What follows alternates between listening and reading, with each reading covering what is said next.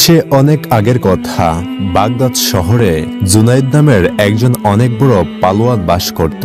জুনাইদ এত বড় পালোয়ান ছিল যে তার নাম শুনে বাগদাদের সকল পালোয়ানরা থরথর করে কাঁপত। জুনাইদ এতই শক্তিশালী ছিল যে তার সামনে কোনো পালোয়ান কখনো টিকতে পারত না। সেই রাজ্যের রাজা যখন জুনাইদের পালোয়ানগিরি সম্পর্কে অবহিত হলো এবং সচক্ষে জুনাইদের পালোয়ানগিরি দেখল, তখন সেই রাজা অনেক খুশি হলো এবং আস্তে আস্তে রাজার সাথে জুনাইদের সম্পর্ক ঘনিষ্ঠ হতে লাগলো। আর এভাবেই চলতে চলতে একসময় রাজা জুনাইদকে তার কাছের লোকজনের অন্তর্ভুক্ত করে নেন এবং তাকে রাজদরবারের একটি উচ্চ পদে নিয়োগ করেন। একদিনের ঘটনা, জুনাইদ রাজার পাশে উপবিষ্ট ছিল। তখন একজন শুকনো লোক সেই রাজদরবারে প্রবেশ করে রাজাকে উদ্দেশ্য করে বলে, হে রাজাধিরাজ, আমি আপনার সবচাইতে বড় পালোয়ান জুনাইদকে আমার সাথে কুস্তি লড়াই করার জন্য চ্যালেঞ্জ জানাচ্ছি। লোকটির এই কথা শুনে রাজদরবারের লোকজন সেই শুকনো লোকটিকে উদ্দেশ্য করে বলল, আরে আহম্মক, তুই কি জানিস না যে আমাদের রাজ্যের জুনাইদ এমন এক ব্যক্তি যার নাম শুনলে সকল পালোয়ান থরথর করে কাঁপতে থাকে? তোর মতো এমন জীর্ণশীর্ণ একজন ব্যক্তি সে কিভাবে জুনাইদকে হারাবে? কিন্তু ওই ব্যক্তি রাজদরবারের কোনো ব্যক্তির কথার জবাব না দিয়ে সরাসরি রাজাকে জিজ্ঞাসা করলেন, মহারাজ, আপনার পালোয়ান কি এতটাই ভীতু যে আমার সাথে লড়াই করতে সাহস পাচ্ছে না?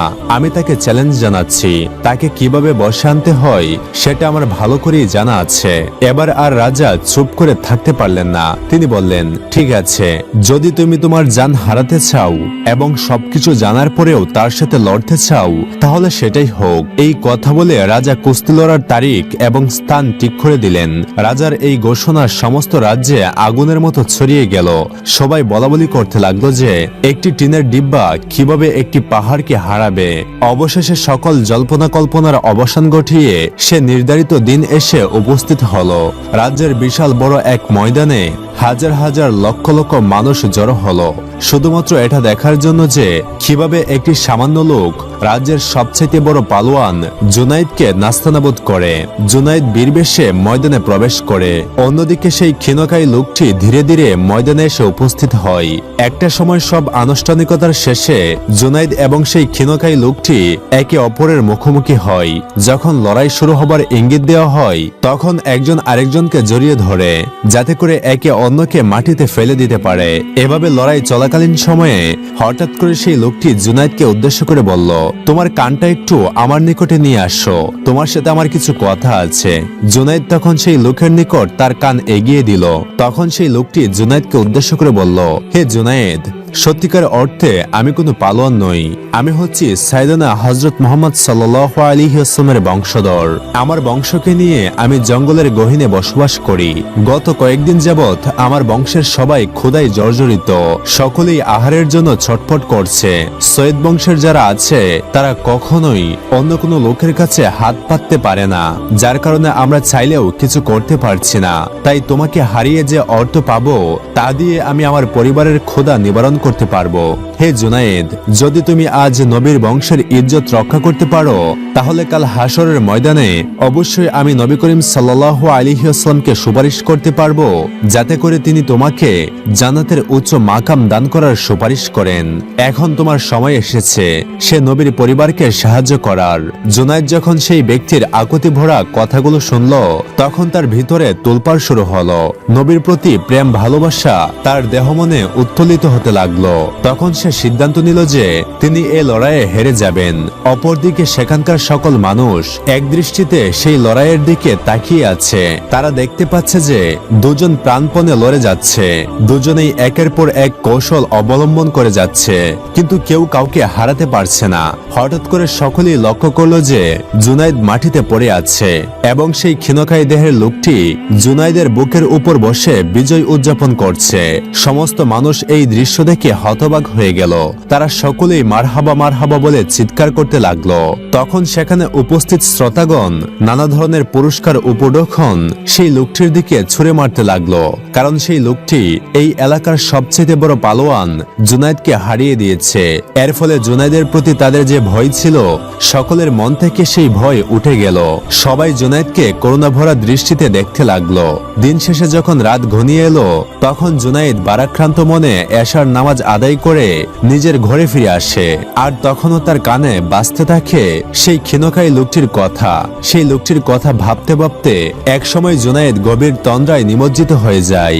যখন সমস্ত দুনিয়ার সাথে জুনায়েদের সম্পর্ক ছিন্ন হয়ে যায় তখন জুনায়েদ দেখতে পায় যে সে আলোয় উদ্ভাসিত একটি জায়গায় অবস্থান করছে। তার আশেপাশে আলোর ছড়াছড়ি। সেখানে সে একজন লোককে দেখতে পায় যার দেহ থেকে নূরের জ্যোতি বের হয়ে ছিটকে পড়ছিল। তার চারপাশ থেকে আওয়াজ আসছিল, আসসালামু আলাইকুম ইয়া রাসূলুল্লাহ, আসসালামু আলাইকুম ইয়া হাবিবাল্লাহ। এই দৃশ্য দেখে জুনায়েদ বুঝতে পারলেন যে উনি আর কেউ নন, উনি হচ্ছেন আমাদের প্রিয় নবী হযরত মুহাম্মদ সাল্লাল্লাহু আলাইহি ওয়াসাল্লাম, যার কালেমা আমরা রাত দিন উচ্চারণ করে থাকি। হযরত মুহাম্মদ সাল্লাল্লাহু আলাইহি ওয়াসাল্লামকে দেখে জুনায়েদ সাথে সাথে নবীর চরণ মোবারকে পড়ে যায়।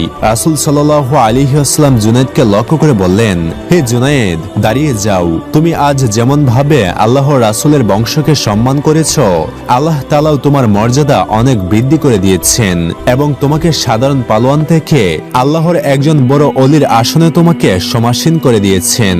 এই স্বপ্ন দেখে জুনায়েদের ঘুম ভেঙে যায়। সে লক্ষ্য করে যে তার চারপাশ আলোয় উদ্ভাসিত হয়ে আছে। তখন সে বুঝতে পারে যে রাসূল সাল্লাল্লাহু আলাইহি ওয়াসাল্লামের বংশকে সম্মান করার কারণে আল্লাহ তাকে অনেক উঁচু মাকামে সমাসীন করে দিয়েছেন। এই ঘটনার পর জুনায়েদ পালোয়ানগিরি থেকে অবসর নেয় এবং সে আল্লাহর ইবাদত বন্দেগী করা শুরু করে। আল্লাহ তাকে এমন ভাবে কবুল করে নেন যে যার কারণে আজও তিনি আমাদের মাঝে সবার নিকট হযরত জুনায়েদ বাগদাদী রাহমাতুল্লাহি আলাইহি নামে পরিচিত। হযরত ইব্রাহিম ইবনে আদহাম রাহমাতুল্লাহি আলাইহি প্রথম জীবনে বলকের বাদশা ছিলেন। পরে সর্বস্ব ত্যাগ করে তিনি আল্লাহর প্রেমে নিজেকে বিলিয়ে দেন। তিনি ক্ষুধাভক্ত, সত্যনিষ্ঠ, কঠোর এবং সর্বজন প্রিয় সাধক বুজুর্গ ছিলেন। তিনি ইমাম আবু হানিফা রাহমাতুল্লাহি আলাইহির সাথে প্রায় সাক্ষাৎ করতেন। হযরত জুনায়েদ বাগদাদী রাহমাতুল্লাহি আলাইহি বলেছেন, ইব্রাহিম সেই যুগের জ্ঞানী ও বিদ্বান ব্যক্তিদের জ্ঞান ও বিদ্যার ছাবিস্বরূপ ছিলেন। কথিত আছে একদা হযরত ইব্রাহিম ইবনে আদহাম ইমাম হযরত আবু হানিফা রাহমাতুল্লাহি আলাইহির সাথে সাক্ষাৎ করতে যান। তখন ইমাম সাহেবের সহচরগণ তার প্রতি কিছুটা অবজ্ঞার ভাব প্রকাশ করায় ইমাম সাহেব সঙ্গীদেরকে উদ্দেশ্য করে বললেন, হে আমার অনুসারীগণ, তোমরা শুনে রাখো, ইব্রাহিম আমাদের নেতৃত্বস্থানীয় এবং সম্মানের পাত্র। ইমাম সাহেবের এই কথা শুনে তার সহচরগণ বলল, হুজুর, ইনি কিরূপ এমন সম্মানের পাত্র হলেন? উত্তরে ইমাম সাহেব বললেন, হে আমার অনুসারীগণ, তোমরা জেনে রাখো, তিনি সর্বদা আল্লাহর ইবাদতে মশগুল থাকেন আর আমরা অন্য কাজেও মশগুল থাকি। ইব্রাহিম ছিল বলক এবং তত পার্শ্ববর্তী এবং বৃহৎ অঞ্চলের একজন পরাক্রমশালী বাদশাহ। যখন তার বাহন রাস্তায় বের হতো তখন সোনালী ঢালধারী 40 জন আরোহী এবং 40 জন পদাতিক সৈন্য তার অগ্রে ও পশ্চাতে চলত। একদা গভীর রাতে তিনি শাহী মহলে সুসজ্জিত পালঙ্কে শুয়েছিলেন। এমন সময় হঠাৎ অট্টালিকার ছাদ কেঁপে উঠে।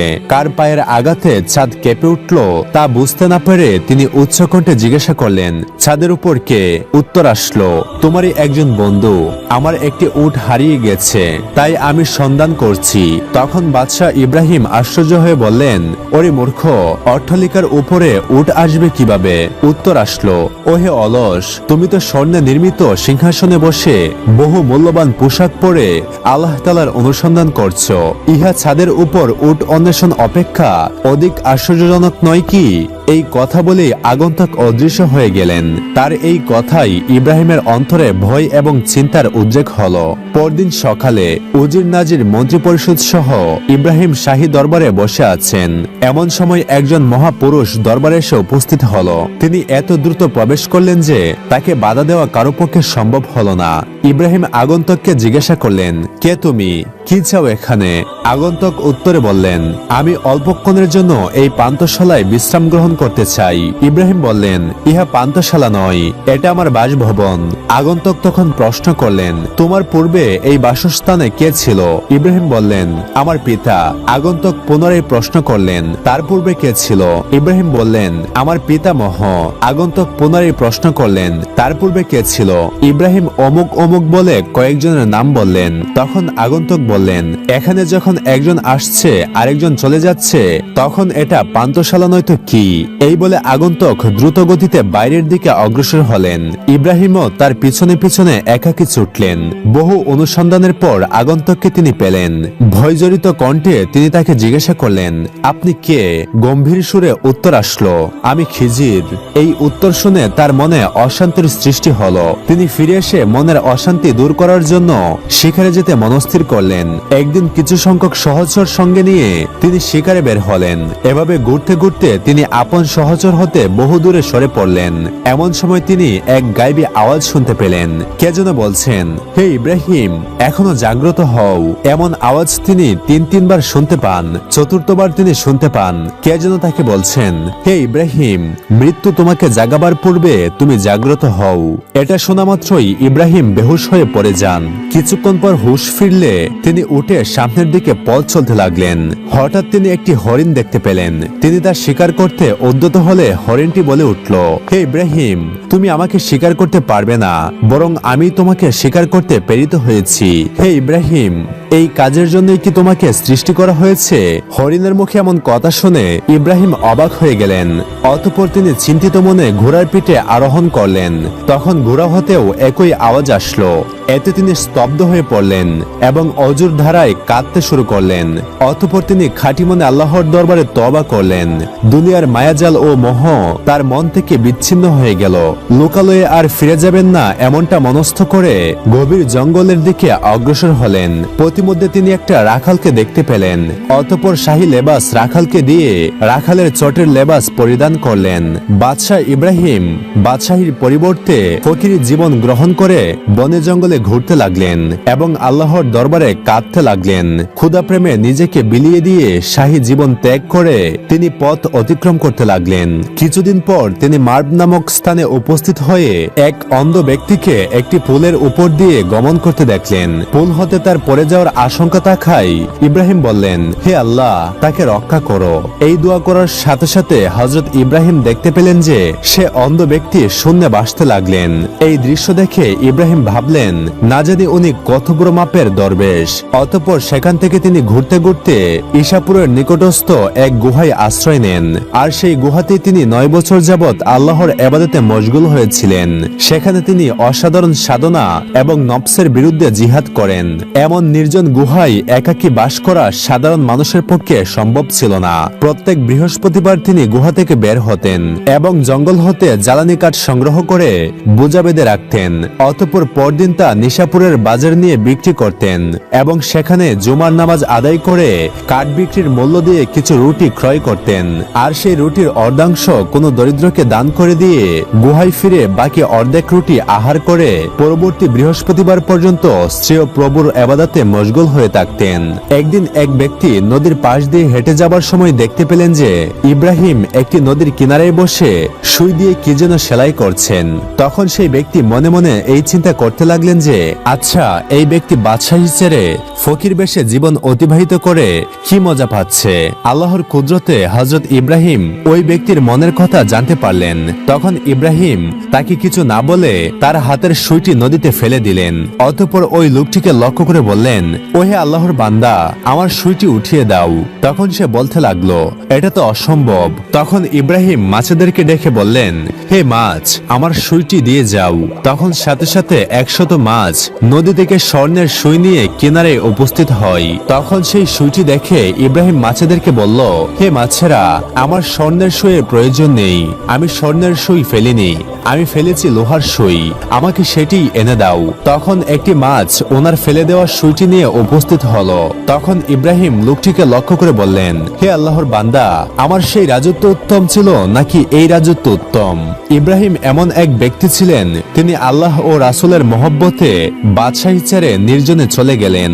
এজন্য আল্লাহ তাকে এত বড় বুজুর্গ দান করেছেন। প্রিয় দর্শক, আমাদেরও বুঝতে হবে যে আমাদের আসল ঠিকানা কোথায়, কেন আমরা এই পৃথিবীতে এসেছি এবং এই পৃথিবীতে এসে আমরা কি করছি, আমাদের মূল লক্ষ্য কি। একদা সুলতান মোহাম্মদ গজনবী শিকার করার উদ্দেশ্যে সৈন্যদেরকে সাথে নিয়ে জঙ্গলের মধ্যে ঘোরাঘুরি করতে থাকেন। এমন সময় সুলতান মোহাম্মদ গজনবী শিকারের পিছু করতে করতে তিনি তার সৈন্য সামন্ত থেকে আলাদা হয়ে যান। যখন তিনি শিকারের উদ্দেশ্যে একটি হরিণের পিছনে ধাওয়া করছিলেন, তখন তিনি ধাওয়া করতে করতে একটি পুকুরের সামনে এসে পড়েন। পুকুরের সামনে এসে তিনি দুইজন রমণীকে দেখতে পান, যার মধ্য থেকে একজনকে শাহজাদি বলেই মনে হলো। শাহজাদি তার বান্ধবীদেরকে নিয়ে পুকুর পাড়ে আনন্দ উল্লাসে মগ্ন ছিল, কিন্তু তারা এটা জানতো না যে তাদের পেছনে একটি ভাল্লুক তাদের উপর আক্রমণ করার জন্য তৈরি হয়ে আছে। এই দৃশ্য দেখা মাত্রই সুলতান মোহাম্মদ গজনবী ওনার তনির থেকে তীর বের করে সেই ভাল্লুকের কণ্ঠনালী বরাবর তীর ছুড়েন। যখন সেই তীর ভাল্লুকের কণ্ঠনালীতে আঘাত হানে, তার পূর্বেই সেই ভাল্লুক শাহজাদির বান্ধবীকে আক্রমণ করে মেরে ফেলে। এই বিভৎস দৃশ্য দেখে শাহজাদি চিৎকার করতে থাকে এবং সাহায্যের জন্য আবেদন করতে থাকে। তার চিৎকার শুনে সুলতান মোহাম্মদ গজনবীর তীর সেই ভাল্লুকের কণ্ঠনালীতে গিয়ে আঘাত হানে এবং সেখানে সেই ভাল্লুকটি মৃত্যুবরণ করে। অতঃপর সুলতান মোহাম্মদ গজনবী তড়িঘড়ি করে সেই শাহজাদির কাছে গিয়ে পৌঁছান এবং তাকে উদ্দেশ্য করে জিজ্ঞাসা করেন, আপনার কোনো ক্ষতি হয়নি তো? এই কথা শুনে শাহজাদি সুলতান মোহাম্মদ গজনবীকে দেখতে থাকেন। তিনি দেখেন যে সুলতান মোহাম্মদ গজনবীর গায়ে সৈন্যদের পোশাক। তা দেখে তিনি মনে করলেন যে হয়তো এই সৈন্য ওনার রাজদরবারের মধ্য থেকে কেউ হবে।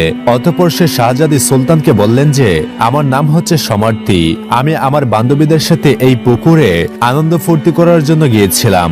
আজ তুমি আমার জীবন রক্ষা করেছ, তুমি আমার সাথে চলো। আমি হচ্ছি এই রাজ্যের রাজকন্যা। আমি আমার পিতার কাছে আবেদন করব যাতে করে তিনি তোমাকে অনেক বড় একটি পদে নিযুক্ত করেন এবং তুমি আমাকে বলো তুমি কে।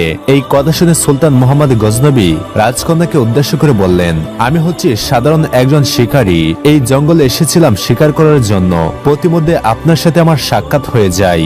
দয়া করে আপনি আমার সাথে চলুন, আমি আপনাকে নিরাপদ স্থানে পৌঁছে দিচ্ছি। এই কথা বলে সুলতান মোহাম্মদ গজনবী শাহজাদিকে সাথে নিয়ে নিরাপদ আশ্রয়ের উদ্দেশ্যে রওনা দিলেন। সেই জঙ্গল ছিল অনেক গভীর এবং কাঁটাতে ভর্তি, যার কারণে চলতে চলতে শাহজাদির জামা অনেকখানি ছেড়ে যায় এবং সেই জামার অপর পাশে শাহজাদির শরীর দেখা যাচ্ছিল। খানিক পরেই সন্ধ্যা ঘনিয়ে আসলো এবং শাহজাদি চলতে চলতে এতটাই ক্লান্ত হয়ে গেলেন যে যার কারণে ওনার পথ চলতে অনেক কষ্ট হচ্ছিল। যখন সন্ধ্যা ঘনিয়ে আসে, তখন সুলতান মোহাম্মদ গজনবী এবং শাহজাদি একটি বিরাট বড় পাথরের সামনে এসে দাঁড়ায়। অতঃপর সুলতান মোহাম্মদ গজনবী শাহজাদিকে উদ্দেশ্য করে বললেন, দয়া করে আপনি পাথরের ওপাশে চলে যান। আজকে রাতের আবহাওয়া বেশি একটা ভালো না, আপনি গিয়ে বিশ্রাম নিন। এই বলে তিনি ওনার গায়ে জড়ানো মোটা চাদরখানা শাহজাদির দিকে ছুঁড়ে মারেন এবং ওনাকে উদ্দেশ্য করে বলেন, এটা দিয়ে আপনি আপনার সমস্ত শরীর ঢেকে নিন, কারণ এখানে অনেক ঠান্ডা পড়বে, তা আপনি কোনো মতেই সহ্য করতে পারবেন না। এই কথা বলে সুলতান মোহাম্মদ গজনবী শাহজাদিকে পাথরের এক পাশে রেখে তিনি অপর পাশে চলে আসেন আর কিছু খড়কুটো জমা করে আগুন জ্বালানোর চেষ্টা করতে থাকেন। একটা সময় অনেক কষ্ট ক্লাসের পর আগুন জ্বলে উঠল। তিনি সেই আগুনের পাশেই নামাজে দাঁড়িয়ে পড়লেন। এই দৃশ্য দেখে শাহজাদি আতঙ্কিত হয়ে পড়েন, আর তার কারণ ছিল মুসলমানদের সম্পর্কে শাহজাদির মনে আগে থেকেই অনেক খারাপ ধারণা ছিল, যার কারণে তিনি মনে করতে লাগলেন যে মধ্যরাত্রে অবশ্যই এই ব্যক্তি আমার সর্বত্র লুটেপুটে খাবে। যখন উনি মনে মনে এমন চিন্তা করছিলেন, তখন একটু পরেই ওনার মনে হতে লাগলো যে যদি এই ব্যক্তি আমার ক্ষতি করতে চাইতো তাহলে বহুত আগেই সেটা করে ফেলতে পারত, এবং সে যদি আমার খারাপই চাইতো তাহলে ভালুকের হাত থেকে আমাকে এই ব্যক্তি রক্ষা করত না। যখন শাহজাদির মনে এমন খেয়াল আসলো, তখন ওনার অন্তর প্রশান্তিতে ভরে যায় এবং তিনি একমনে সুলতান মোহাম্মদ গজনবীর নামাজ দেখতে রাখেন। তিনি দেখতে পান যে সুলতান মোহাম্মদ গজনবী নামাজ শেষ করে আল্লাহর দরবারে মোনাজাত করে অনেক কান্নাকাটি করছেন। যখন উনি ওনার মোনাজাত শেষ করলেন, তখন তিনি তলোয়ার বের করে তার নিজের পায়ের বৃদ্ধাঙ্গুলের উপর আস্তে আস্তে খোঁচাতে থাকেন। একটা সময় ওনার বৃদ্ধাঙ্গুলি তলোয়ারের খোঁচা খেয়ে রক্তাক্ত হয়ে যায়। শাহজাদি এই দৃশ্য দেখে হতবাক হয়ে যান এবং এভাবেই নির্ঘুম নয়নে দুজনে রাত অতিবাহিত করে ফেলেন। যখন ভোরের আভা ফুটে ওঠে, তখন সুলতান শাহজাদিকে উদ্দেশ্য করে বলেন, চলুন এবার নিরাপদ আশ্রয়ের উদ্দেশ্যে রওনা হই। অতঃপর সুলতান মোহাম্মদ গজনবী শাহজাদিকে নিয়ে আবারও রওনা দেন। চলতে চলতে অবশেষে ওনারা একটি সাদা পাথরের সামনে এসে দাঁড়ান। আগের কালের মানুষেরা জঙ্গলের মাঝে এই কারণে সাদা পাথর দিয়ে রাখত, যাতে করে মানুষ যদি পথ হারিয়ে ফেলে তাহলে এই সাদা পাথর দেখে যেন বুঝতে পারে যে সামনে জনবসতি আছে। অতঃপর ওনারা সাদা পাথরের ডিরেকশন অনুযায়ী পথ চলতে থাকেন এবং একটা সময় ওনারা অনেক ছোট একটি গ্রামে গিয়ে উপস্থিত হন।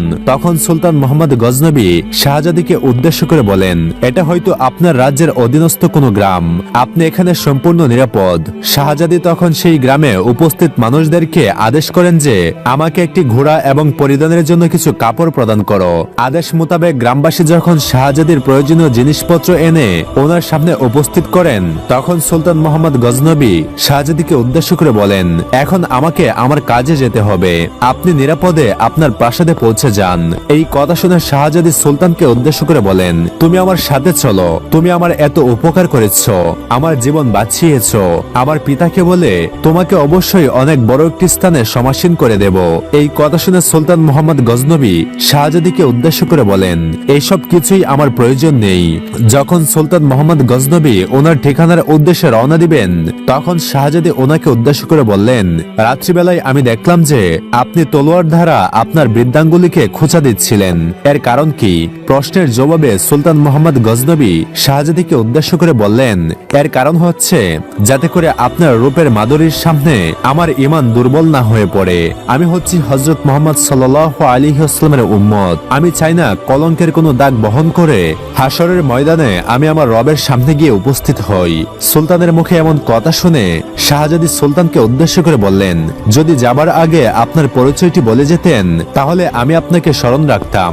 এই কথা শুনে সুলতান মোহাম্মদ গজনবী শাহজাদিকে উদ্দেশ্য করে বললেন, আমি হচ্ছি গজনবীর পরাক্রমশালী সুলতান, সুলতান মোহাম্মদ গজনবী।